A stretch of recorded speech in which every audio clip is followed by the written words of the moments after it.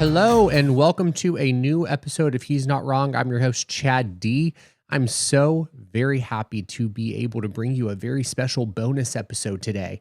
We've talked a lot on the podcast in recent episodes about the momentum that Democrats are building nationally, and that momentum is being felt right here in Alabama.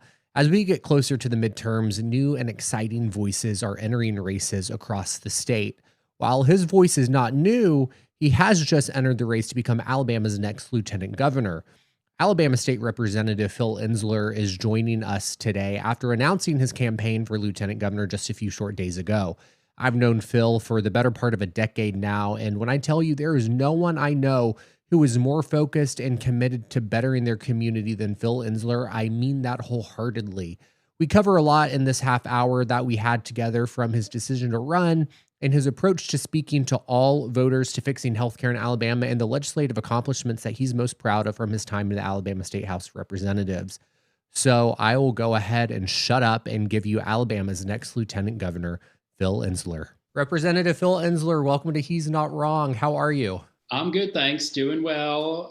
Enjoying the holiday season and ready to get this campaign fired up and ready to go, though. I know. So listen, I saw you just a few weeks ago at the Doug Jones kickoff event, and we were talking for a moment, and I knew that there was some talk about you maybe running for higher office. You alluded to it. You said, stay tuned. I stayed tuned. You announced just a few days ago that you're going to run for lieutenant governor of Alabama. I do have to say, I found out the next day after that Doug Jones event that you were going to run for lieutenant governor. So I was only waiting and counting down the days until you made it official. So I just want you to take us back to the moment that you decided that you were going to run for lieutenant governor. What was your thought process in deciding that? Yeah, so I've loved serving in the state and the legislature for many years now, and constantly hear from people all over, whether they're Democrat, Republican, white, black,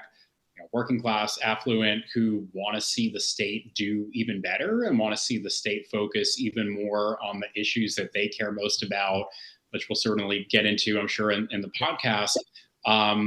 But there hadn't been a Democrat yet who had declared for this race, and a lot of people of different political backgrounds, of different parts of the state, were encouraging me to consider this. And when I really took the time to reflect on it, pray about it, talk to family and friends, talk to people that are both involved in politics and not, there was really a strong interest and enthusiasm to say we need someone to run in this role who has a strong record of getting things done, who has a strong record of service in the community, and someone who's going to really focus on the issues that matter to a wide range of people.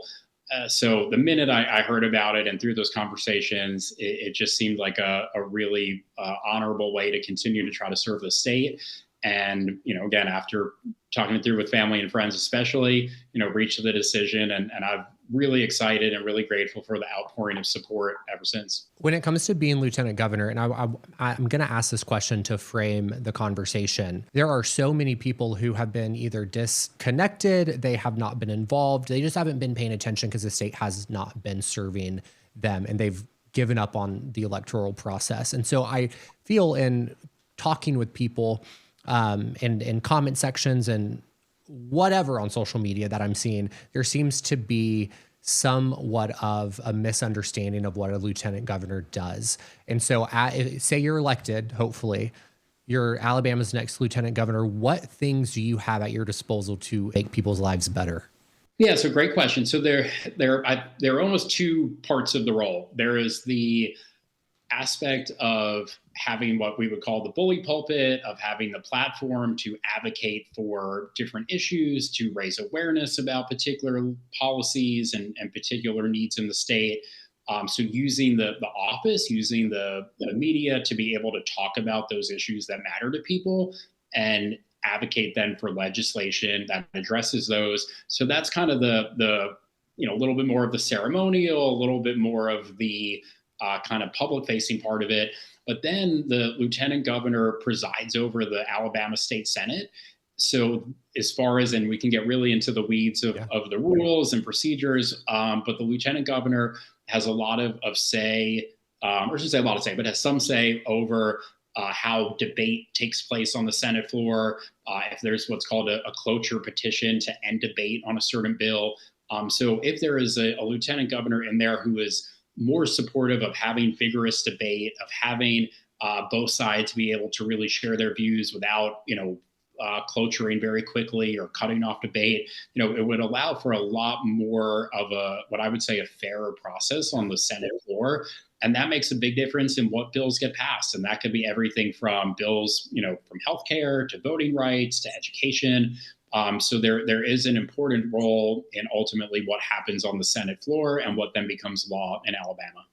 It's so important to understand that because there are things that Doug Jones running for governor, who he's has plans for bringing a lottery to Alabama for one. He just has been really talking about that one. With you being lieutenant governor, that's something that you would be able to force debate on the Senate floor, and then news media picks it up, people talk about it, and then it's actually considered. It's not just thrown to the side and they vote it down and it doesn't happen. Right. And right now, the Senate makeup, certainly the House as well, it is there's a super Republican majority, and at times what happens then is that there won't always be a full debate on a certain issue, or you won't hear as many perspectives on a certain issue. So having being in there as lieutenant governor can help balance it out a little bit more to really make sure that what people care most about, and maybe a lottery, for example, that it really is getting a little bit more of a fair say. At the end of the day, the Senate, the makeup, they're going to vote as individual senators, but the lieutenant governor can help shape some of that. Yeah. There is an article that came out this morning from AL.com, and it talked about the odds that you and former Senator Doug Jones, the odds that y'all are facing in this race. And they framed it as it's a long shot, possible, but long shot. Even with the odds as they are, given just the supermajority that has had a chokehold on Alabama for as long as it has by the Republican Party, I feel like you have seen something, or you believe in something that tells you it is possible right now. So I was wondering what that is that makes you believe that this is winnable. Yeah, I mean, a few thoughts. One, we have to try, right? Just allowing, those who are running on the Republican side to just walk in there and get the seat without any sort of competition. We need to show a fight. We need to show that we're going to raise the issues and really put out a strong effort. So that's part of it. But overall, I hear from people, like I said, to begin with, of all different backgrounds. They identify as Democrats, Republicans, independents, moderates, who just feel that the state is not doing enough and not focused enough on the issues that matter most to them. And we have all sorts of bills at the State House that are about things that just don't really matter as much to people. And they are certainly, they get headlines and they get attention on social media, but they're not the day-to-day things that are affecting people's pocketbooks, affecting their bank accounts, affecting their ability to pay their bills and put food on the table.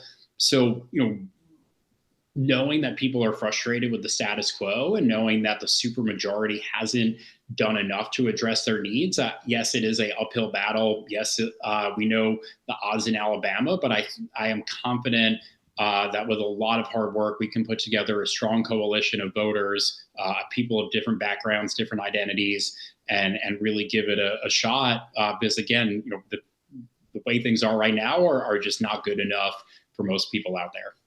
Yeah, and you know what? I love a good slate. I love a strong ticket. And with Doug Jones at the top, you right under him as lieutenant governor for Democrats, that is a strong ticket.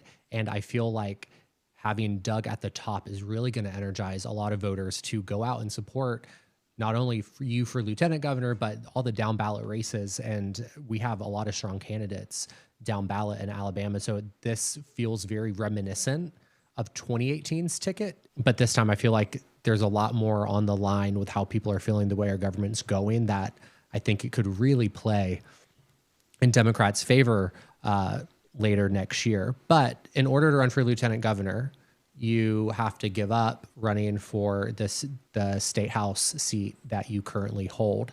And you've represented that district in Montgomery so effectively.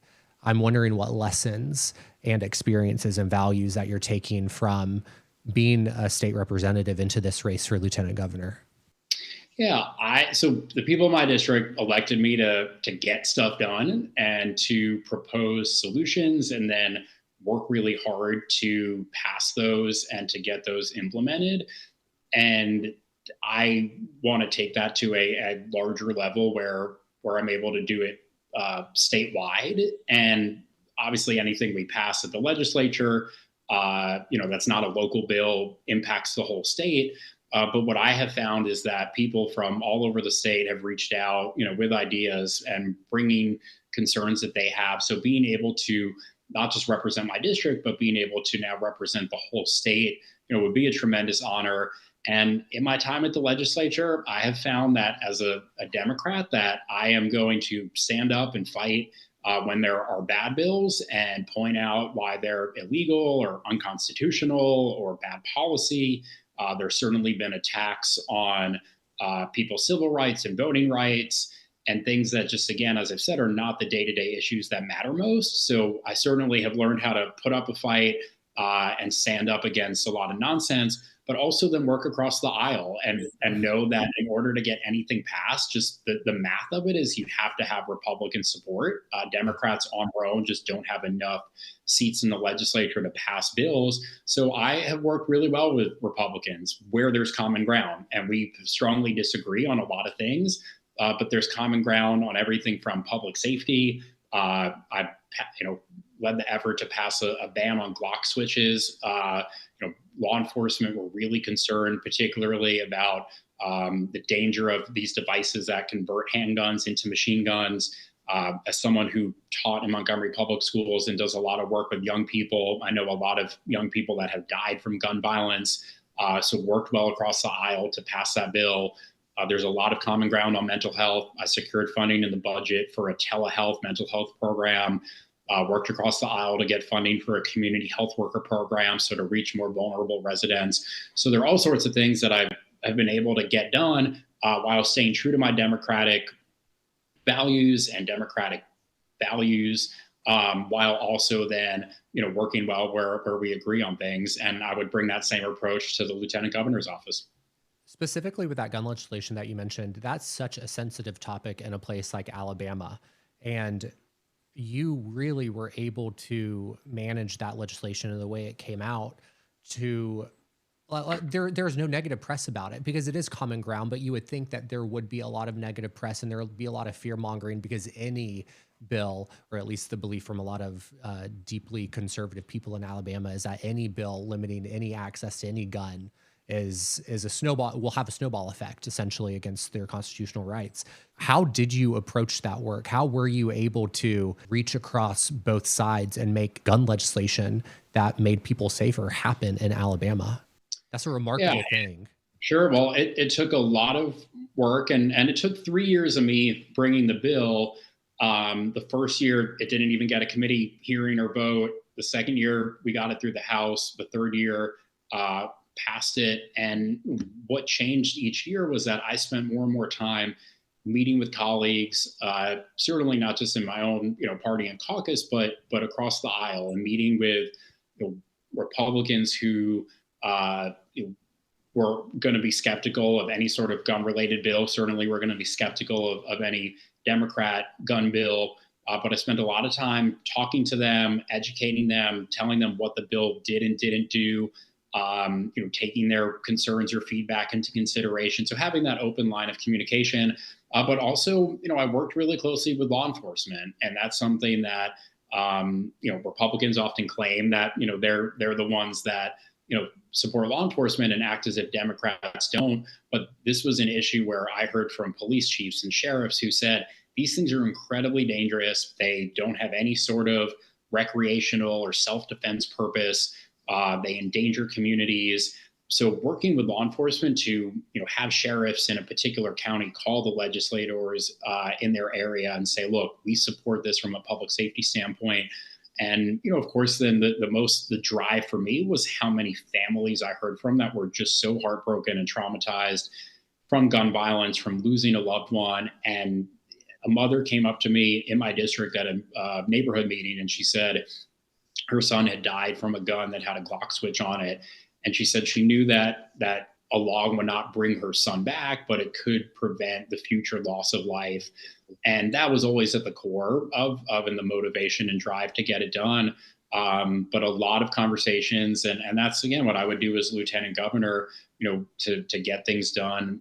There is common ground, and it was something that really brought together people from the left and right to say, we don't need these really dangerous devices out in the streets. It's so interesting to hear you talk about the mother who talked about that Glock switch, because I feel like for a lot of people, it's either black or it's white. And all the information that they're getting is from political opinion shows on cable TV. And it's missing the human element to that. And like victims, parents are talking to you. I know when tragedies have happened in Montgomery, you've showed up on the scene and offered condolences and support and love and positive energy in a place and time when it's so dark. And I feel like when you experience that and you see it and you hear you speak about it, like it changes you. You can't not look at an issue and just view it in black and white. You understand that there's a whole lot of gray area that needs to be tackled, and you've done that. And for someone from Montgomery, I thank you for that. Well, I appreciate that. And, let me add in that, and I say this all the time, that I know that laws are not going to stop every act of gun violence. Yeah. And there's no one bill or 100 bills that are going to prevent every tragedy. But if we can save some lives, then, as obvious as I think it sounds, I mean, it's worth it. And, so for people who say, well, it's, gun violence is still going to happen, or people are still going to get their hands on these things, we have to try. And that can be said about a whole host of issues. I mean, we're not going to prevent every,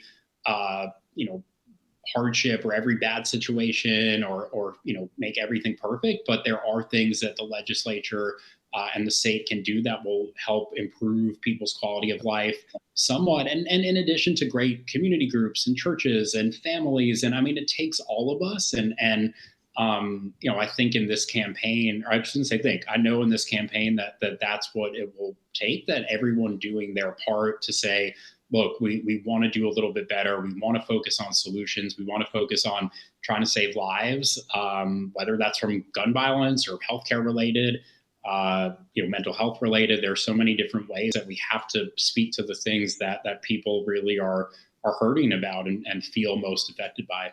How's the response been since you announced? Because it's only been a few days, but I mean, you've been all over my feeds, people talking about it. So what's the feedback been? Yeah, it has been great. I've really been so thankful for the overwhelming amount of positivity. People are really, excited and energized. And look, candidly, I know there are people who don't know me, who may be skeptical of a Democrat running, who, for whatever reason, may not initially be supportive. And that's going to take a lot of time and effort to educate them, to get to know them, let them know who I am and what I'm about. So, with any sort of campaign or anyone running, of course, you're going to have some naysayers, but overwhelmingly it's been positive, and that's been really exciting to get started that way. I want to speak to that skepticism a little bit more, because how do you balance speaking to all voters? Like we've said a few times now, in order to win, you have to flip some Republican voters, maybe more voters who are a bit more moderate, but you're going to have to flip them, and you're going to have to talk to them and reach out to them and find common ground, as you were talking about a little bit earlier. But how do you balance speaking to all voters while staying true to Democratic values? Because at a time right now, especially in Alabama, where we've talked about the control that the Republican Party has on the state, I feel like Democratic values are being challenged at such a high level that is really difficult to get people locally and at the state level to understand what those Democratic values are. And it makes it really difficult to communicate with them. So how do you balance that? Yeah, so a few things. One, I'm always going to say the same thing, no matter who I'm talking to, meaning I'm not going to have one position with one group and another position when I'm talking to another. So just being sincere, and people appreciate that when you're you're honest, even if they don't always then agree with it. I have a long track record of fighting for everybody's equal rights and for fairness and for justice, and certainly will always stand by that. But the things that where I have found there is common ground, it doesn't matter if you're Democrat or Republican or where you are in the state. People want access to good public schools for their children. No matter where they are in the state or their political identity, people want access to a hospital and affordable health care.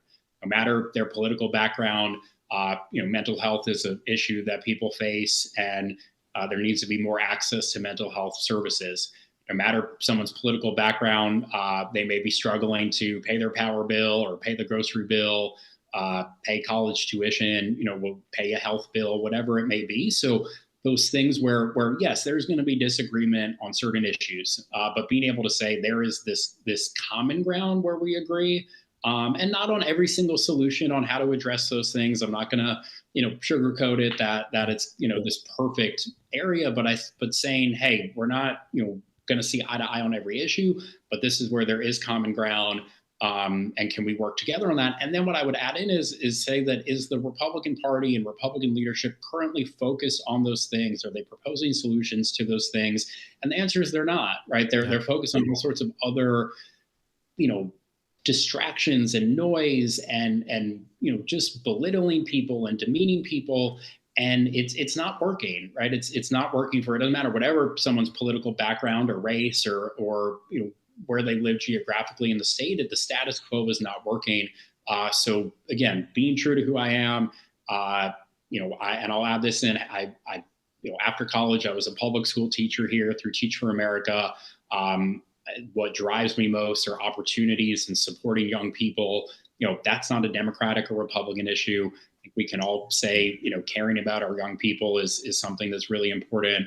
From there, I went on to law school. And recognize that we have to, of course, respect and uphold the Constitution and people's freedoms and liberties. But now as a legislator, as I've shared, have found that common ground.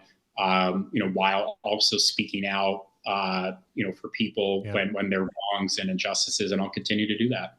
I've had a front row seat, and I genuinely mean this. I'm so lucky to have had it, but I've had a front row seat to your deep involvement in the community that you represent in Montgomery. And even before you were representing the district that you have, or that the seat that you hold in Montgomery, you were very deeply involved in the city government with nonprofits in Montgomery. And you were always working behind the scenes to make sure that everyone was taken care of. And that, like I said, that was long before you ran for office.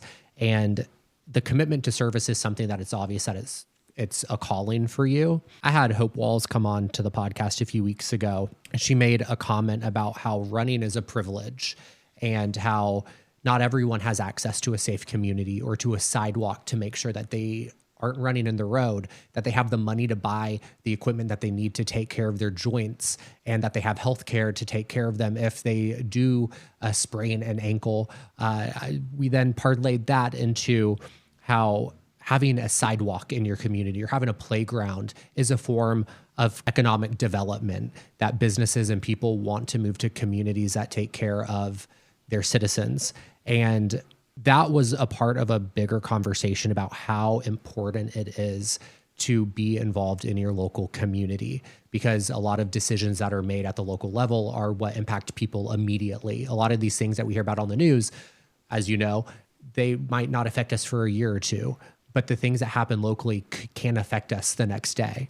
And with that in mind, with knowing your background and how deeply you're involved in the community, how has that in community engagement shaped the way that you lead and govern as a state representative? Yeah, no, I appreciate the question a lot. And when I am voting on bills or taking a position, it's not based off of what some special interest wanted. It's not based off of just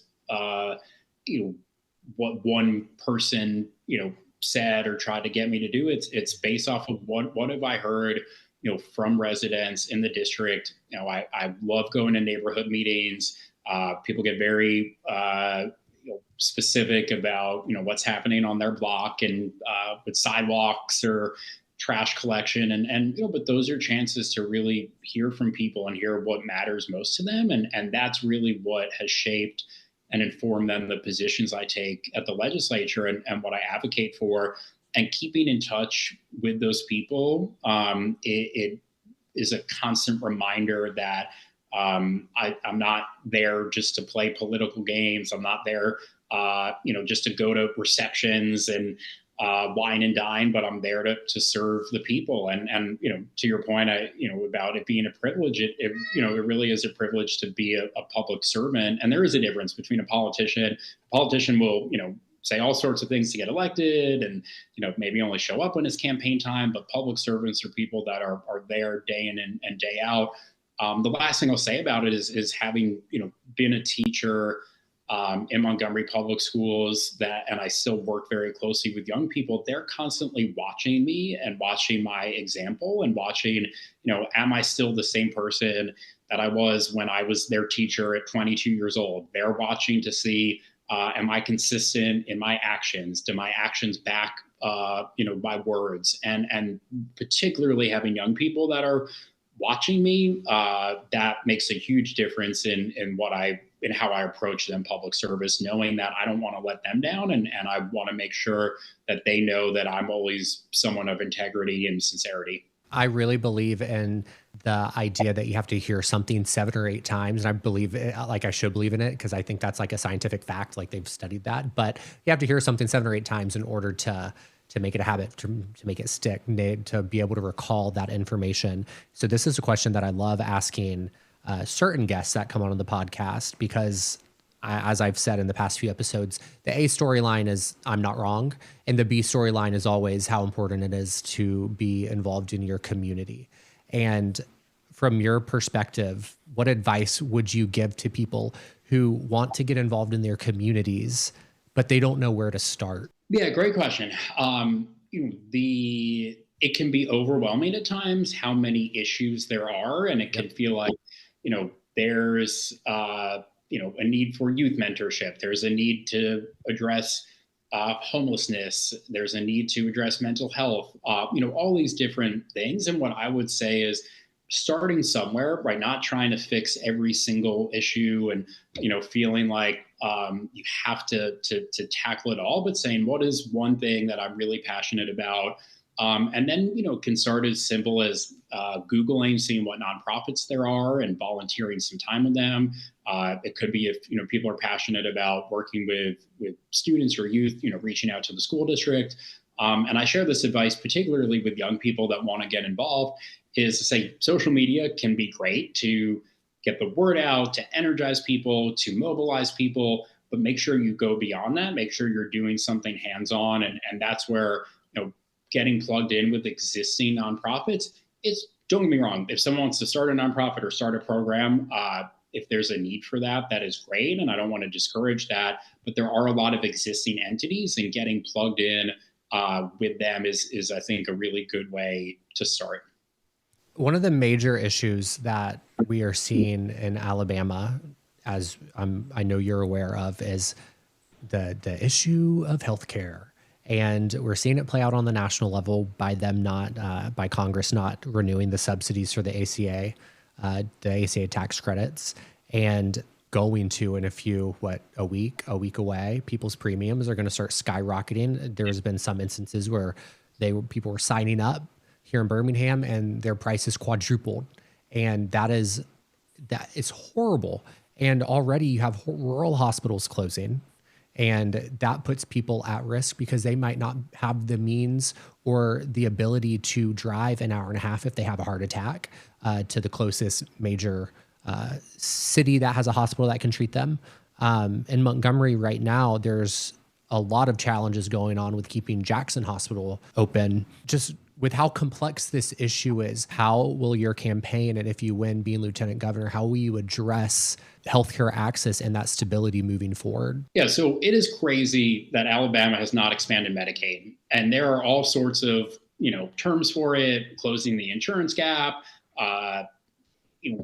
whatever someone wants to call it. The fact that Alabama has not tapped into all of the money that we could have gotten for many years, that would have kept hospitals open, and it wouldn't have necessarily helped in every single situation.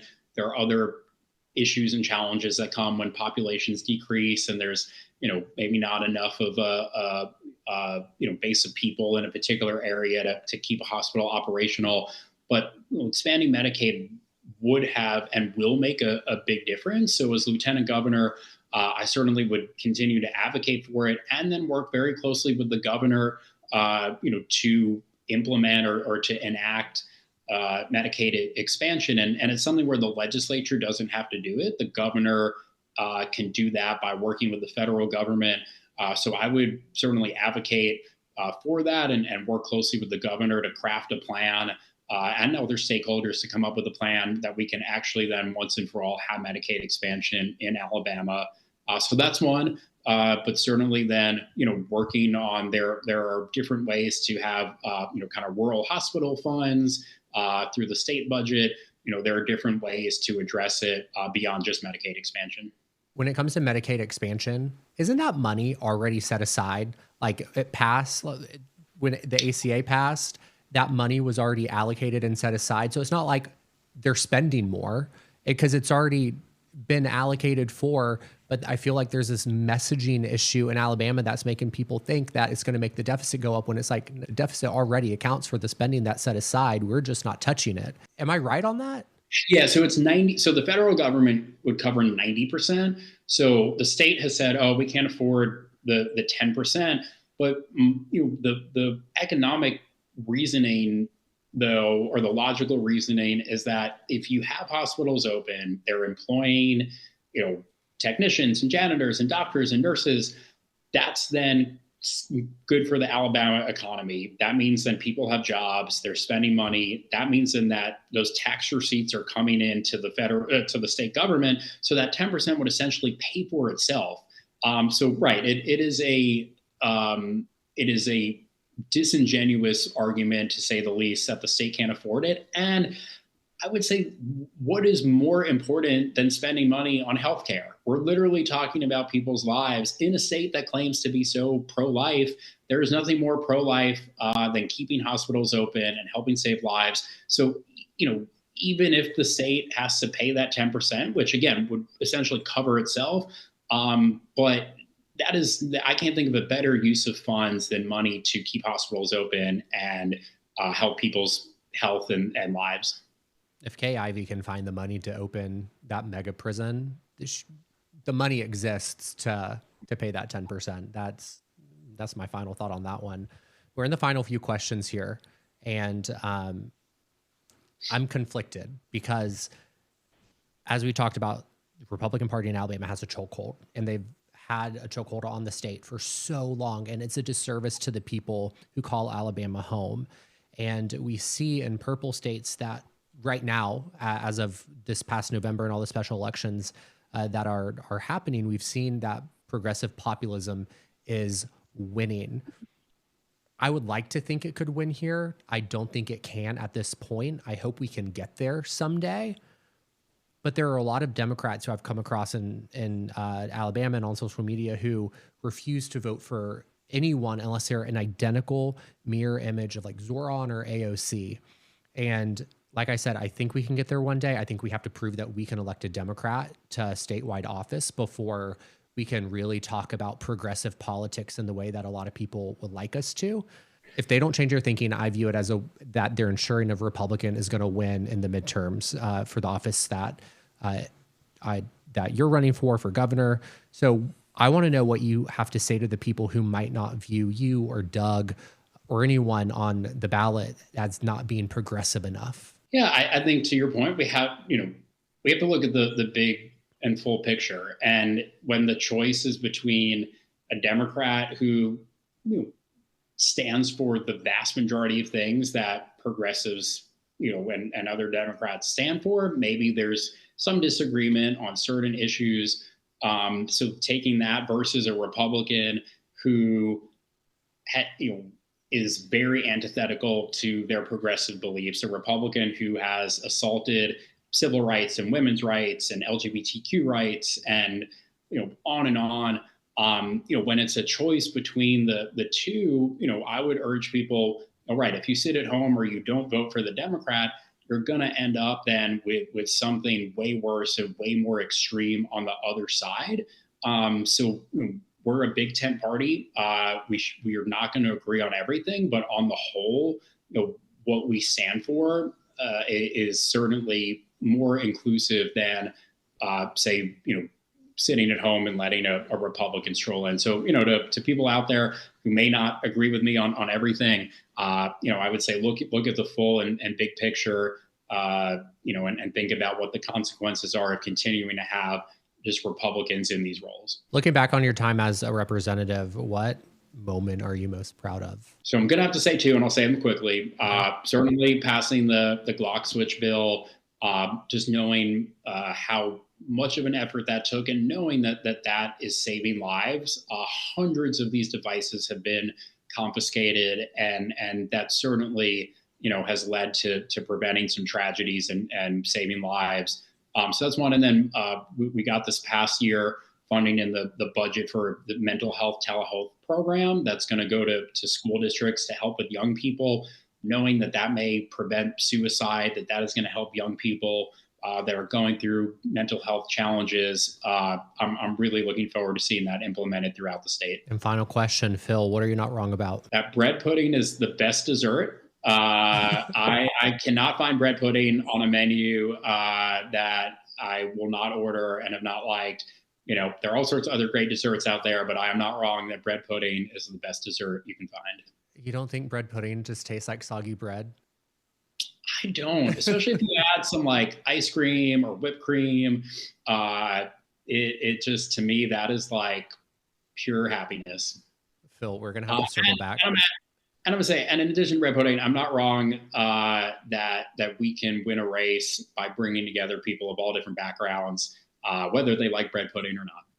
Look, you're not wrong about that, but we are going to have to circle back on the bread pudding conversation at a later date and time. But Phil Ensler, thank you so much for your time this evening. I really appreciate it. I know you just announced your campaign, so the fact that you came on here so quickly, I really appreciate your time. And I wish you the best of luck. If there's anything that He's Not Wrong can do to help you, please let me know. But again, thank you for your time. Thank you, Chad. No, and thank you for doing this and getting the word out. These conversations are important.